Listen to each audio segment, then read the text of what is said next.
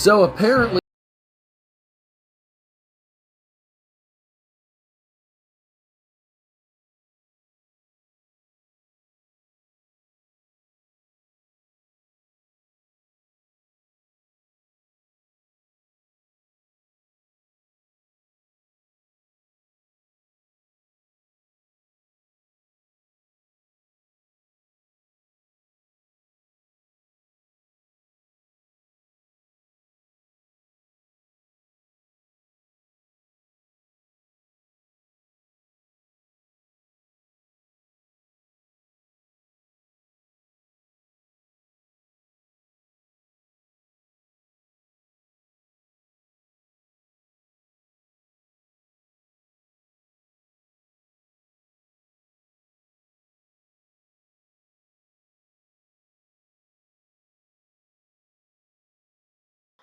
Uh, Open the door. Hi, my name is Snapple. My background consists of watermelon and lemonade. The more you open this door and the more you hold me, my temperature goes down and I'm not drinkable anymore. Close the goddamn door! Most men will only experience unconditional love from their mothers, and some of us don't even get that.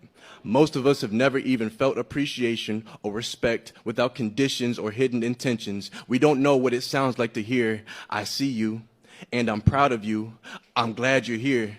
You really make a difference," yet the expectation is to constantly be displaying the strength and love that the world is hesitant in conveying. We're expected to have a thick skin but get judged if it turns to a hard shell. The first step in being a man is ignoring the hunger. Because yes, boy, you're going to be starving. Starved of attention, starved of affirmation, starved of love, starved of being told that you are enough. Step 2 in being a man is comfortability with replaceability. You are only as good as you are useful. You are only as valuable as you are needed by others. Should there ever come a day, boy, where you fail to provide everybody with a smiling face, then do not be surprised when they say all men do is take up space. Democrat presidential candidate Robert F. Kennedy Jr. claimed that President Biden's mobilization of troops to support Operation Atlantic Resolve is preparation for a ground war with Russia. Kennedy reacted to Biden's decision to call up thousands of military reservists to bolster U.S. troops in Europe as part of the 2014 operation. President Biden just called up 3,000 reservists to augment U.S. troops in Europe as part of Operation Atlantic Resolve, Kennedy tweeted on Friday. "I want people to understand what this troop mobilization is about," he continued. "It's about preparing for a ground war with Russia." On Thursday, Biden announced that his administration is mustering reserve troops to ensure the effective conduct of Operation Atlantic Resolve in and around the United States European Command's area of responsibility. The president is calling up 3,000 reserve troops from the selected and individual ready reserves, with no more than 450 from the individual ready reserve. Biden's troop augmentation comes while the president is overseas for the NATO conference. Republicans blasted President Biden's decision to call up thousands of armed forces reserve members to bolster the troops for the effective conduct of a military operation. "This is reckless and dangerous," Texas GOP Senator Ted Cruz tweeted.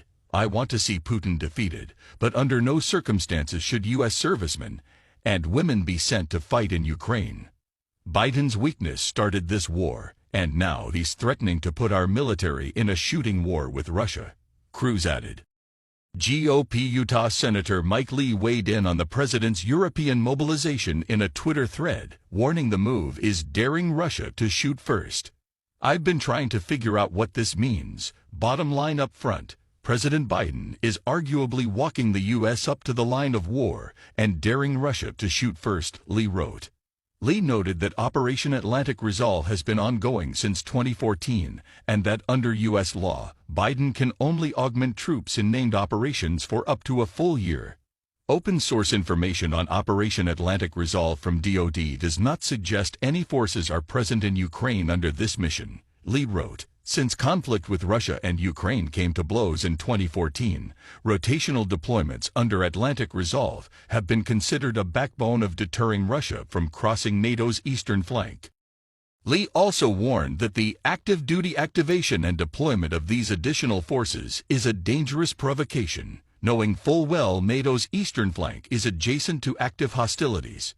President Biden did the same thing at the beginning of the war in Ukraine in 2022, massively increasing our active duty force presence when we knew hostilities were imminent. But now it's even more risky because hostilities are active. Not only does this run the risk of further locking us into supporting Ukraine, now the military-industrial complex will say the U.S. military presence is the one thing preventing Russia from crossing NATO's eastern border, and that we have to maintain such presence indefinitely. I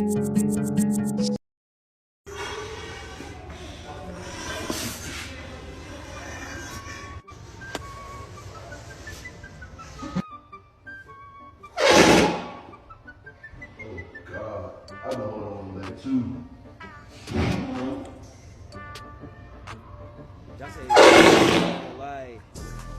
I got another one, bro. That's not really nuts. Watch this, bro.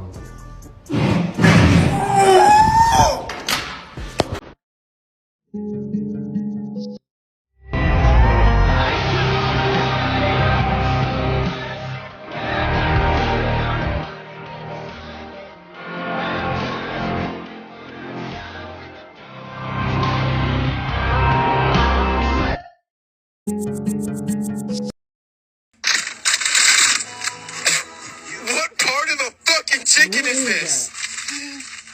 Dude, this is a... That look like Mickey Mouse, bro. Okay, y'all, I'm seeing too many cases of this rat fried chicken. What's going on, Popeyes? Man, look at Okay, this. so tell me why I ordered some chicken and got home That's and definitely a they rat. fried We don't me know if up it's a rat, but it looked like a freaking rat, right? rat, It definitely y'all. looked like a I rat. know you lying. What the hell? Yo. So I'm enjoying my food, right? I got this piece of chicken here. I ate like one, and I got the 3-piece tenders, right?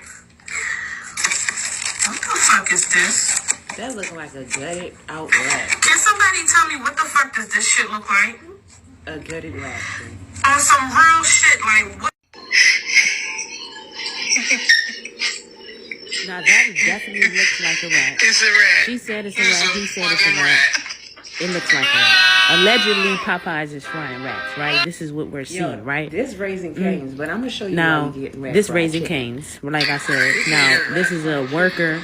He worked at Popeyes. I forgot exactly where this was, but he exposed the fact that Popeyes does have rats. Now, is this in all Popeyes?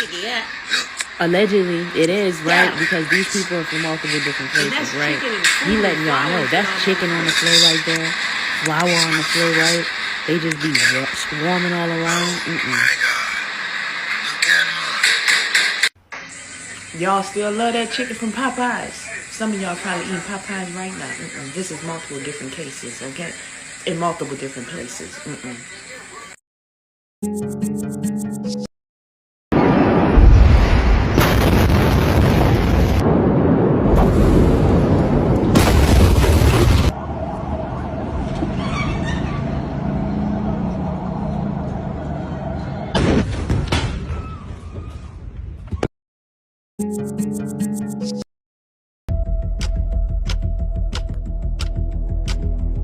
Come on, folks. We all know you can't pick them up and ship them back across the border. It's a silly argument. Think about the families. Think about the children. To send them back 500,000 a month is just not possible. And it's not embracing American values. And it would send a signal that we're not the kind of country that I know America is. What we need to do is allow people to earn legal status where they pay a fine, and over an extended period of time, they earn legal status. That's the path, a proper path to make this. Okay, our conversation here in Manchester, New Hampshire continues with Donald Trump. And Donald, did he have a point there?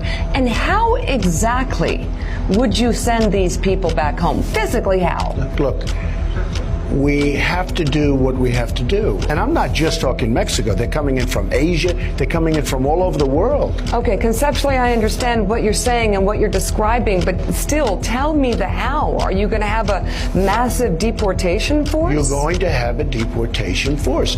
Upon my inauguration, I will immediately terminate every open borders policy of the Biden administration and follow the Dwight D. Eisenhower model.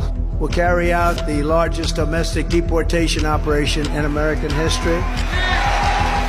President Trump got the language absolutely dead spot on. We are going to have the largest domestic mass deportation program in history. They're all going back. Not just the criminals and not just the insane asylums, which were the modifiers. Now, all of it. Bigger than President Eisenhower.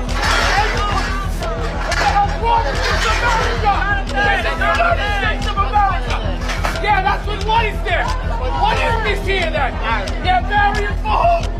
For who, Ron? For the United States? So you come down. Never in my life have I had a problem that I did not see an ending to. I don't see an ending to this. I don't see an ending to this. This issue will destroy New York City. The illegal aliens found their way there. Why? You're a sanctuary city, so suck on it. Just deal with it. Don't come back here with a beggar bowl wanting more money. No, citizens in New York, shut your schools down, cut your health care, because there's a lot more. There's another 150,000 coming. You're talking about 20,000 people moving massively, and this is going to get exacerbated by the moment. Eric Adams does not have any clue or idea what is coming in the next incoming days. Why they head north? Because Donald John Trump is not president of the United States of America.